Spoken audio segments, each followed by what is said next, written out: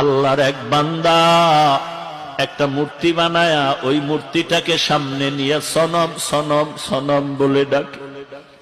দীর্ঘদিন পর্যন্ত সনম সনম বলে ডাকে, কোনো আওয়াজ নাই। হঠাৎ একদিন জবান থেকে অনিচ্ছায় আওয়াজ বের হয়ে গেল, সমাদ, আল্লাহুস সমাদ। আওয়াজটা বের হওয়া মাত্র গাইবি আওয়াজ আসলো, লাব্বাইকা ইয়া আবদি।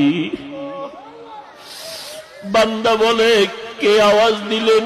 আল্লাহ জবাব দিলেন, আনা রব্বুক, আমি তোমার রব। আল্লাহর বান্দা বলেন, কে আপনি? কেমন রব? এত বছর আমি ডাকলাম, কোনো জবাব তো পেলাম না।